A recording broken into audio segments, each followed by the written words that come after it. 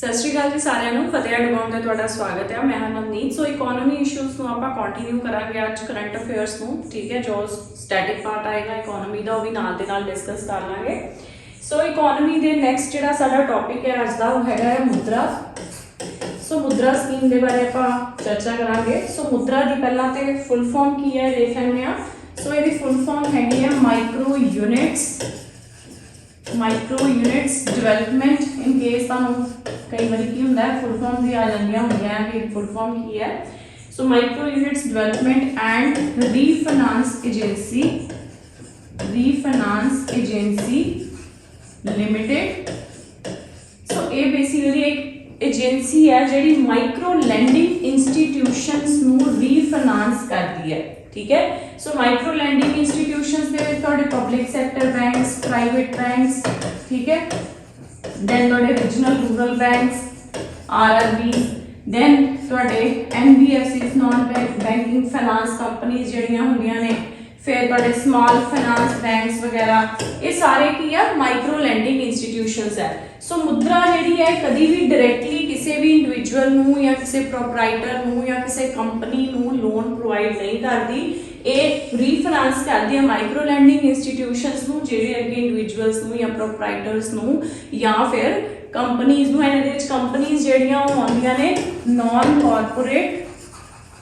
Corporate small business units ਜਿਹੜੇ ਹੁੰਦੇ ਨੇ ਉਹ ਇਹਦੇ ਲਈ ਐਲੀਜੀਬਲ ਹੁੰਦੇ ਨੇ। ਇਸ ਤੋਂ ਇਲਾਵਾ ਇੰਡੀਵਿਜੂਅਲਸ ਜਿਹੜੇ ਨੇ ਉਹ ਇਸ ਲਈ ਇੰਡੀਵਿਜੂਅਲਸ, ਠੀਕ ਹੈ, ਪ੍ਰੋਪਰਾਈਟਰਸ।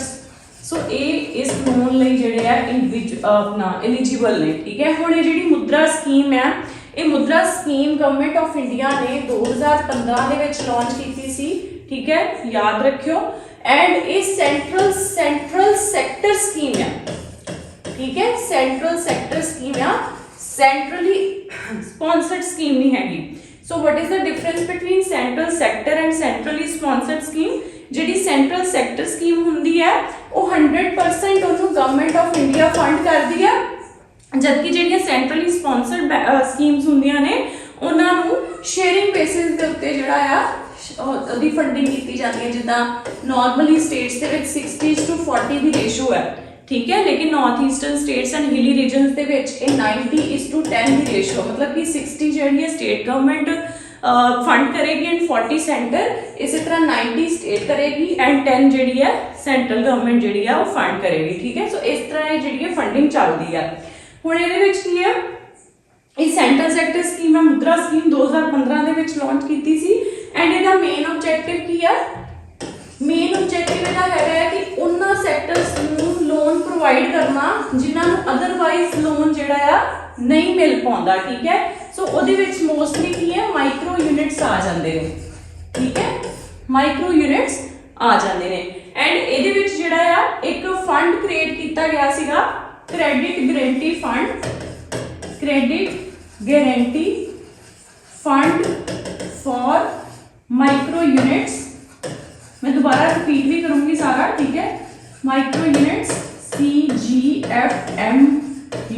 सो ये फंड 2015 ਦੇ ਵਿੱਚ ਕ੍ਰੀਏਟ ਕੀਤਾ ਗਿਆ ਸੀਗਾ ਤਾਂ ਕਿ ਇਨ ਕੇਸ ਇਹ ਮਾਈਕਰੋ ਯੂਨਿਟਸ ਜਿਹੜੇ ਨੇ ਇਹ ਡਿਫਾਲਟ ਕਰ ਜਾਂਦੇ ਨੇ, ਸੋ ਉਸ ਕੇਸ ਦੇ ਵਿੱਚ ਜਿਹੜੀ ਹੈ ਗਾਰੰਟੀ, ਮਤਲਬ ਇਹ ਹੈ ਕਿ ਬੈਂਕ ਨੂੰ ਜਿਹੜਾ ਪੈਸਾ, ਬੈਂਕ ਦਾ ਪੈਸਾ ਡੁੱਬੇਗਾ ਨਹੀਂ, ਉਹਨੂੰ ਇਸ ਗਾਰੰਟੀ ਫੰਡ ਦੇ ਵਿੱਚੋਂ ਪੈਸਾ ਜਿਹੜਾ ਆ ਦਿੱਤਾ ਜਾਊਗਾ, ਠੀਕ ਹੈ। ਸੋ ਇਹ ਇਹਦਾ ਮੇਨ ਜਿਹੜਾ ਸੀਗਾ ਉਹ ਇੱਕ ਪਲੱਸ ਪੁਆਇੰਟ ਆਪਾਂ ਕਹਿ ਸਕਦੇ ਹਾਂ, ਠੀਕ ਹੈ। ਸੋ ਮੁਦਰਾ ਸਕੀਮ, ਪਹਿਲਾਂ ਤੇ ਮੁਦਰਾ ਦੀ ਜਿਹੜੀ ਫੁੱਲ ਫਾਰਮ ਹੈ that is micro units development and refinance agency limited. And ਇਹ ਜਿਹੜੀ ਮੁਦਰਾ ਏਜੰਸੀ ਹੈ ਡਾਇਰੈਕਟਲੀ ਇੰਡੀਵਿਜੂਅਲਸ ਨੂੰ ਜਾਂ ਪ੍ਰੋਪਰਾਈਟਰਸ ਨੂੰ ਜਾਂ ਜਿਹੜੇ ਨॉन ਕਾਰਪੋਰੇਟ ਸਮਾਲ ਬਿਜ਼ਨਸ ਯੂਨਿਟਸ ਨੇ, ਮਾਈਕਰੋ ਯੂਨਿਟਸ ਨੇ, ਉਹਨਾਂ ਨੂੰ ਡਾਇਰੈਕਟਲੀ ਲੋਨ ਨਹੀਂ ਪ੍ਰੋਵਾਈਡ ਕਰਦੀ, through micro landing institutions provide ਕਰਦੀ ਹੈ, ਠੀਕ ਹੈ। ਮਾਈਕਰੋ ਲੈਂਡਿੰਗ ਇੰਸਟੀਟਿਊਸ਼ਨਸ ਦੇ ਵਿੱਚ public sector banks, private banks, NBFCs, RRBs, SFBs ਇਹ ਸਾਰੇ ਆ ਜਾਂਦੇ ਆ, ਠੀਕ ਹੈ। ਐਂਡ ਉਸ ਤੋਂ ਬਾਅਦ 2015 ਦੇ ਵਿੱਚ ਵੀ ਇਹ ਫੰਡ ਐਸਟੈਬਲਿਸ਼ ਕੀਤਾ ਗਿਆ ਸੀ, credit guarantee fund for micro units, ਜਿਹਦੇ ਵਿੱਚ ਅਗਰ ਕੋਈ ਮਾਈਕਰੋ ਯੂਨਿਟ ਡਿਫਾਲਟ ਕਰ ਜਾਂਦਾ ਹੈ, ਲੋਨ ਨਹੀਂ ਪੇ ਕਰਦਾ, ਤੇ ਉਹਦਾ ਕੀ ਹੈ, ਬੈਂਕ ਦੇ ਉਹ ਪੈਸੇ ਜਿਹੜੇ ਡੁੱਬਣਗੇ ਨਹੀਂ। ਐਂਡ ਮੋਰ ਇੰਪੋਰਟੈਂਟ ਇਜ਼ ਕਿ ਇਹਦੇ ਵਿੱਚ ਕੋਈ ਵੀ ਜਿਹੜੀ ਹੈ ਉਹ ਟ੍ਰਾਂਜੈਕਸ਼ਨ ਫੀਸ ਨਹੀਂ ਲੱਗਦੀ ਹੈ ਮੁਦਰਾ ਸਕੀਮ ਦੇ ਵਿੱਚ ਅਗਰ ਤੁਸੀਂ ਲੋਨ ਲੈਂਦੇ ਆ। ਐਂਡ ਮੋਰ ਓਵਰ ਇਹਦੇ ਵਿੱਚ ਕੀ ਹੈ ਕਿ ਕੋਈ ਵੀ ਕੋਲੈਟਰਲ ਜਿਹੜਾ ਆ ਉਹ ਨਹੀਂ ਲੱਗਦਾ, ਠੀਕ ਹੈ। ਕੋਲੈਟਰਲ ਕੀ ਹੁੰਦਾ ਆ, ਜਿੱਦਾਂ ਆਪਾਂ ਕੋਈ ਚੀਜ਼ ਗਿਰਵੀ ਰੱਖ ਦਿੰਦੇ ਆ ਬੈਂਕ ਕੋਲ ਆਪਣੀ, ਸੋ ਉਹ ਚੀਜ਼ ਇਹਦੇ ਵਿੱਚ ਨਹੀਂ ਹੁੰਦੀ। ਹੁਣ ਇਹ ਜਿਹੜੀ ਮੁਦਰਾ ਸਕੀਮ ਆ ਇਹਦੇ ਅੰਡਰ 3 ਕੈਟਾਗਰੀਜ਼ ਨੇ ਲੋਨ ਦੀਆਂ, ਉਹ ਕਿਹੜੀਆਂ ਕਿਹੜੀਆਂ ਨੇ? ਸੋ ਇਹ ਵੀ ਪੇਪਰਾਂ ਦੇ ਵਿੱਚ ਪੁੱਛਿਆ ਜਾਂਦਾ ਆ। ਸੋ ਇਹਦੇ ਵਿੱਚ ਹੈਗਾ ਆ शिशु, ठीक है, शिशु कैटेगरी का लोन हुंदा है, दूसरी कैटेगरी है किशोर ते तीसरी कैटेगरी है तरुण, ठीक है। सो इट डिपेंडिंग अपॉन, हाँ एक चीज होर याद रखियो कि जेड़ा मुद्रा लोन आ ये टर्म लोन यानी कि लॉन्ग टर्म वास्ते लोन अगर चाहिए ਉਹਦੇ वास्ते भी जेड़ा अप्लाई कर सकता बंदा, ते दूसरा अपना वर्किंग कैपिटल ਨੂੰ मीट करने वास्ते भी जेड़ा आ लोन दिया जा सकता है। सो वर्किंग कैपिटल की हुंदी है जेड़े पैसे साडे डेली बिजनेस दे विच सानू चाहिए हुंदे आ, डे टू डे एक्टिविटीज वास्ते सानू जो चाहिए हुंदे आ, सानू आपां वर्किंग कैपिटल दे विच काउंट करदे आ, ठीक है। सो शिशु किशोर तरुण, सो शिशु अगर तुसी शिशु कैटेगरी दे विच लोन अप्लाई कीता है, उहनू सक्सैसफुली उहदियां किश्तां तुसी तार दित्तियां आ, उस तो बाद तुसी किशोर वास्ते एलिजिबल हो जाने आ, फिर इसी तरह ही जदों किशोर दीयां पूरीयां किश्तां वगैरह तार दिंदे तरुण वास्ते एलिजिबल हो जाने आ।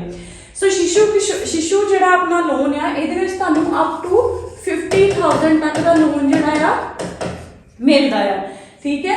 किशोर कैटेगरी दे विच तुहानू 50,000 तो लैके 50,000 रुपीज़ वन तो लैके 5 लाख तक का जिहड़ा लोन आ वो मिल जाता है, ठीक है। ते तरुण कैटेगरी दे विच तुहानू रुपीज़ 5 लाख ते 1 रुपये तो लैके जिहड़ा है तुहानू 20 लाख तक का लोन जिहड़ा आ मिल सकता है, ठीक है। एंड ये जिहड़ी लिमिट है तरुण दी याद रखियो, जिहड़ा यूनियन बजट 2024-25 आया सीगा, सो ये लिमिट उदों एनहांस की गई सी। पहला ये लिमिट सीगी रुपीज़ 5 लाख तो लैके रुपीज़ 10 लाख तक, ठीक है। सो इनू 10 लाख तो 20 लाख रेज किया। सो इंडिविजुअली ये क्वेश्चन भी जिहड़ा पूछा जा सकता है कि लिमिट जिहड़ी है किस कैटेगरी के लोन की जिहड़ी है एनहांस की गई है यूनियन बजट दे विच अंडर मुद्रा, या फिर ये भी पूछा जा सकता है कि कितनी एनहांस की गई है, ठीक है। सो ये सीगा अपना मुद्रा स्कीम के बारे। नाउ नेक्स्ट जो थोड़ा टॉपिक है दैट इज क्रिएटिव इकोनॉमी, ठीक है। सो क्रिएटिव इकोनॉमी जिहड़ी है इनू आपां एक होर नाम नाल जान सकते हैं। सो ये तुहानू एज इट इज क्वेश्चन पूछा जा सकता है, पता नहीं की होई जांदा किधर ਨੂੰ चला गया क्रिएटिव इकोनॉमी। सो इनू आपां एक होर नाम नाल जिहड़ा है जानते हैं दैट इज ऑरेंज इकोनॉमी। हुण ऑरेंज इकोनॉमी या क्रिएटिव इकोनॉमी की है? सो क्रिएटिव इकोनॉमी या ऑरेंज इकोनॉमी दे विच जिहड़ी गुड्स एंड सर्विसेज है, सो it is the good production and distribution of goods and services which are backed by intellectual या which uses intellectual capital, ठीक है। ਹੁਣ ਇਹਦੇ ਵਿੱਚ ਕੈਪੀਟਲ ਕੀ ਲੱਗਦੀ ਹੈ ਬੰਦੇ ਦੀ ਇੰਟੈਲੈਕਚੁਅਲ ਉਹਦਾ ਮਾਈਂਡਸੈਟ, ਠੀਕ ਹੈ। ਸੋ ਕ੍ਰੀਏਟੀਵਿਟੀ ਕੋਈ ਵੀ ਜਿੱਦਾਂ ਆਪਾਂ YouTube ਵਿੱਚ ਲਾਉਂਦੇ ਆ it's a part of creative economy, ਠੀਕ ਹੈ। We are contributing to creative economy, orange economy है ना। सो इंडिया ਦੇ ਵਿੱਚ ਇਸੇ ਤਰ੍ਹਾਂ ਬਹੁਤ ਸਾਰੀਆਂ ਮੀਡੀਆ ਆ, ਠੀਕ ਹੈ, डिजाइनस ਨੇ, ज्वेलरी है, सारा कुछ मतलब ज्वेलरी ਦੇ डिजाइनस वगैरह किस तरह बनाने, वो आर्कीटैक्चर कितना होना चाहिए। सो सारी जो भी ਕ੍ਰੀਏਟੀਵਿਟੀ ਦੇ ਵਿੱਚ ਤੁਸੀਂ ਲਗਾ ਲਓ ਕਿ ਆ ਸਕਦਾ ਆ। So that's a part of creative economy और ऑरेंज इकॉनमी। सो इंडिया दे विच जिहड़ी क्रिएटिव इकॉनमी दी मार्केट आ दैट इज $30 बिलियन मार्केट, ठीक है। $30 बिलियन मार्केट है इंडिया दे विच क्रिएटिव इकॉनमी दी। ते इंडिया 20% क्रिएटिव इकॉनमी जिहड़ी है इंडिया दी ग्रॉस वैल्यू एडिशन दे विच 20% जिहड़ा कंट्रीब्यूट करदा आ, ते 8% लोग जिहड़े इहदे तो इंप्लॉयमेंट जिहड़ी आ ले रहे हैं डायरेक्टली या इनडायरेक्टली, ठीक है। सो इन्ना ही तुसीं याद रखना है। नेक्स्ट अपना हैगा नेशनल पेस्ट सर्वेलेंस सिस्टम, ठीक है, NPSS। सो ये नेशनल पेस्ट सर्वेलेंस सिस्टम की आ, ये एक आर्टिफिशियल इंटैलीजेंस बेस्ड प्लेटफॉर्म या एक आर्टिफिशियल इंटैलीजेंस बेस्ड सिस्टम तैयार किया गया है जिहदे विच फार्मर्स जिहड़े है वो डायरैक्टली कनैक्ट कर सकते हैं किहदे नाल, एग्रीकल्चरल एक्सपर्ट्स दे नाल, ठीक है, एग्रीकल्चरल एक्सपर्ट्स दे नाल या एग्रीकल्चरल साइंटिस्ट दे नाल। किस चीज़ लई? हाउ टू टैकल पेस्ट, ठीक है। Control paste. सो पेस्ट ਜਿਹੜੇ ਆ ਉਹਨਾਂ ਨੂੰ ਕਿਸ ਤਰ੍ਹਾਂ ਕੰਟਰੋਲ ਕੀਤਾ ਜਾ ਸਕਦਾ, ਕਿਹੜੀਆਂ ਟੈਕਨੀਕਸ ਯੂਜ਼ ਕੀਤੀਆਂ ਜਾ ਸਕਦੀਆਂ ਨੇ, ਉਸ ਲਈ ਫਾਰਮਰਸ ਜਿਹੜੇ ਆ ਡਾਇਰੈਕਟਲੀ ਐਗਰੀਕਲਚਰਲ ਐਕਸਪਰਟਸ ਜਾਂ ਸਾਇੰਟਿਸਟ ਦੇ ਨਾਲ ਕਨੈਕਟ ਕਰ ਸਕਣ। ਸੋ ਇਸ ਤਰ੍ਹਾਂ ਦਾ ਇੱਕ ਆਰਟੀਫੀਸ਼ੀਅਲ ਇੰਟੈਲੀਜੈਂਸ ਬੇਸਡ ਸਿਸਟਮ ਜਿਹੜਾ ਆ ਤਿਆਰ ਕੀਤਾ ਗਿਆ ਹੈ, national pest surveillance system, which is a collaboration of ਕਿਹਦੀ ਕੋਲੈਬੋਰੇਸ਼ਨ ਹੈ ਇਹਦੇ ਵਿੱਚ, it's a collaboration of two bodies। first ਕਿਹੜੀ ਆ, directorate of plant protection, quarantine and storage, ठीक है। एंड दूसरी हैगी है Indian council of agriculture research, the integrated body that is national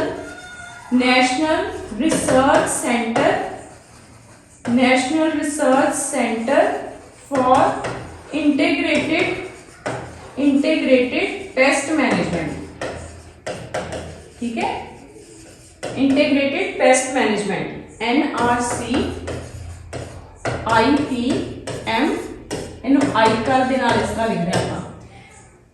सो मैं अगेन रिपीट कर दी, नैशनल पेस्ट सर्वेलेंस सिस्टम एक आर्टिफिशियल इंटैलीजेंस बेस्ड सिस्टम है जिहदे विच फार्मर्स जिहड़े डायरैक्टली एग्रीकल्चर एक्सपर्ट्स के नाल साइंटिस्ट के नाल कनैक्ट कर सकते हैं इस प्लेटफॉर्म के उत्ते अपने सोल्यूशंस लैण वास्ते किदां पेस्ट नूं कंट्रोल किया जा सकता है।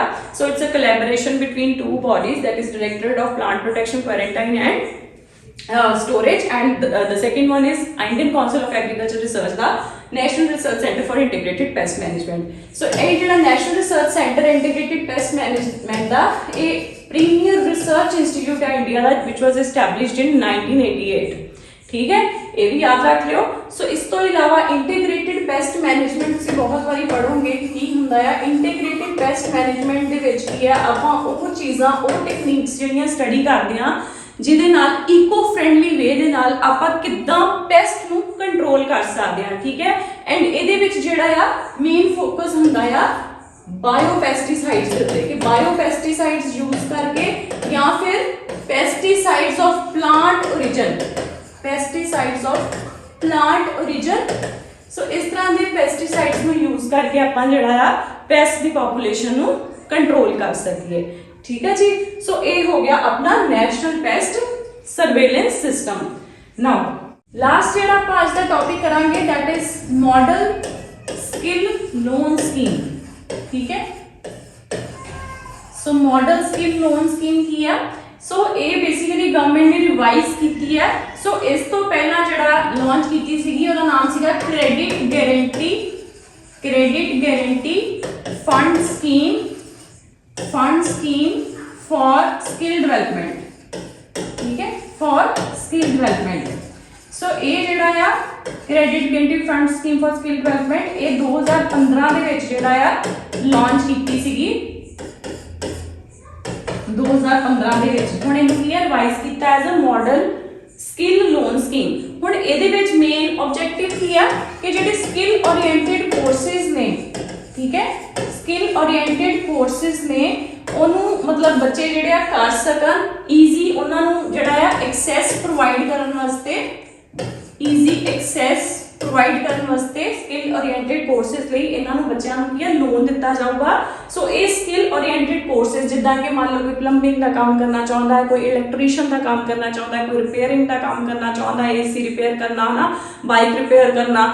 ਸੋ ਸਕਿੱਲ ਵਾਲਾ ਜਿਹੜਾ ਵੀ ਕੰਮ ਹੈ, ਚਾਹੇ ਉਹ ਬਿਊਟੀ ਪਾਰਲਰ ਹੈ, ਚਾਹੇ ਉਹ ਆਪਣਾ ਕੋਈ ਆਪਣਾ ਸਲੂਨ ਦਾ ਕੰਮ ਹੈ, ਕੁਝ ਵੀ, ਠੀਕ ਹੈ, ਸਕਿੱਲ ਜਿਹਦੇ ਵਿੱਚ ਇਨਵੋਲਵਡ ਹੈ। ਸੋ ਇਹ ਈਜ਼ੀ ਐਕਸੈਸ ਹੋ ਜੇ ਬੱਚਿਆਂ ਨੂੰ ਇਹੋ ਜਿਹੇ ਕੋਰਸਿਸ ਨੂੰ, ਤੇ ਇਸ ਤੋਂ ਬਾਅਦ ਉਹਨਾਂ ਨੂੰ ਕੀ ਹੈ ਪ੍ਰੋਪਰ ਜਿਹੜੇ ਟ੍ਰੇਨਿੰਗ ਇੰਸਟੀਟਿਊਟਸ ਹੋਣਗੇ, ਸੋ ਉਹਨਾਂ ਤੋਂ ਜਿਹੜਾ ਆ ਪ੍ਰੋਪਰ ਉਹਨਾਂ ਨੂੰ ਡਿਗਰੀ ਮਿਲੂਗੀ, ਉਹਨਾਂ ਨੂੰ ਡਿਪਲੋਮਾ ਮਿਲੂਗਾ। ਐਂਡ ਇਹ ਡਿਗਰੀ ਜਾਂ ਡਿਪਲੋਮਾ ਜਿਹੜਾ ਆ ਇਹ ਹੋਊਗਾ as per national skill qualification framework, ठीक है, क्वालिफिकेशन फ्रेमवर्क मैं फिर रिपीट करूंगी, ठीक है। सो एक ये बेसिकली ईजी एक्सेस हो जाए बच्चों ਨੂੰ स्किल ओरिएंटेड कोर्सेस ਲਈ ਜਿਹਦੇ ਤੋਂ ਉਹਨਾਂ ਨੂੰ ਬਾਅਦ ਵਿੱਚ ਸਰਟੀਫਿਕੇਟ ਮਿਲਣਗੇ, ਡਿਪਲੋਮਾ ਦੇ ਚਾਹੇ ਡਿਗਰੀ ਮਿਲੇਗੀ as per national skill qualification framework, ठीक है, इस स्कीम के अंडर, ताकि वो आत्मनिर्भर बन सकन ठीक है जी। सो ये वास्ते जी लोन लिमिट आ, लोन लिमिट वधा दी गई है। पहला सी 1.5 लाख तक का लोन, हुण इस लिमिट नूं वधा के 7.5 लाख जिहड़ा आ कर दिता गया है। दैट इज वेरी इंपॉर्टेंट, ठीक है। दो चीज़ां इहदे विच कीतियां आ, एक तां हाँ यह लोन जी जिहड़ी लिमिट आ वो वधा दित्ती है 1.5 लाख तो 7.5 लाख कीता आ, ते दूजा पहला इस स्कीम के अंदर जिहड़ा लोन प्रोवाइड किया जाता सी बच्चों नूं, वो लोन जिहड़ा सीगा जिहड़े इंडियन बैंक एसोसीएशन के मैंबरस हुंदे सीगे, इंडियन बैंक एसोसीएशन के मैंबर किहड़े-किहड़े हुंदे सी, इहदे विच आउंदे सी पब्लिक सैक्टर बैंक्स आउंदे सी, प्राइवेट बैंक्स आउंदे सी ते नाल इहदे विच फॉरेन बैंक्स आउंदे सी, ठीक है। सो पहला सिर्फ यही जिहड़े इंस्टीट्यूट आ जिहड़े ये बैंक सीगे यही सिर्फ लोन प्रोवाइड कर सकते सीगे। हुण जिहड़ी रिवाइज्ड स्कीम है मॉडल लोन स्किल स्कीम, सो इहदे विच की आ, हुण इहदे विच NBFCs भी एलिजिबल ने, माइक्रो फाइनांस इंस्टीट्यूशंस भी एलिजिबल ने ते स्मॉल फाइनांस बैंक्स भी इहदे लई एलिजिबल ने लोन प्रोवाइड करने लई, ठीक है। एंड इहदे विच जिहड़ी क्रेडिट की गारंटी दी जा रही है गवर्नमेंट वालों, इन केस कोई डिफॉल्ट कर जाता है, लोन नहीं पे कर सकता, वो 75% की लोन अमाउंट तक है, ठीक है। 75% ऑफ द लोन अमाउंट जिहड़ा आ वो गारंटीड लोन आ, मीनस कि अगर कोई डिफॉल्ट कर जाता है सो उस केस दे विच गवर्नमेंट जिहड़ी आ पे करूगी इस बच्चे के बिहाफ ते, ठीक है। So model loan skill scheme basically skill oriented courses नूं बच्चों नूं वध तो वध उन्हां नूं एक्सैस मिल जाए, ईजी एक्सैस मिल जाए, ठीक है। एंड एज पर नैशनल अपना स्किल क्वालिफिकेशन फ्रेमवर्क उन्होंने सर्टिफिकेट्स मिलन जिहड़े कि all over the world valid होंदे, मतलब काफ़ी कंट्रीज दे विच वैलिड होंदे ने। एंड उहदे विच दूसरी चीज़ की है कि लोन की जिहड़ी लिमिट है 1.5 लाख तो 7.5 लाख कर दी है। तीसरी उहदे विच चीज़ की है कि पहले इहदे विच सिर्फ इंडियन बैंक एसोसीएशन के मैंबर्स जिहदे विच पब्लिक सैक्टर प्राइवेट सैक्टर ते अपना फॉरेन बैंक्स आउंदे सी, हुण इहदे विच NBFCs micro finance institution small finance banks भी एलिजिबल ने, ठीक है। एंड इहदे विच क्रेडिट गारंटी जिहड़ी है वो 75% ऑफ द लोन अमाउंट तक जिहड़ी है दित्ती गई है। सो अज आपां इत्थे क्लास जिहड़ी वाइंड अप करदे हां, मिलदे हां next class they which. Thank you.